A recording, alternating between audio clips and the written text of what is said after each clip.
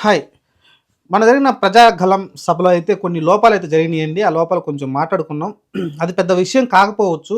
కానీ అది బేసిక్స్ అనేది ఉంటుంది. ఎందుకంటే ముగ్గురు కలిసారు. బీజేపీ, టీడీపీ, జనసేన ముగ్గురు కలిసి పోటీ చేయబోతున్నారు. పొత్తులో భాగంగా ఎన్‌డీఏలో కూడా జాయిన్ అయిండు టీడీపీ చంద్రబాబు నాయుడు గారు కూడా.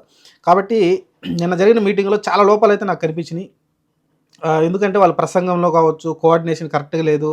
వాళ్ళు ముందు ఏం మాట్లాడుకునేది కరెక్ట్‌గా ప్రిపేర్ అయినట్టు కనిపించట్లేదు.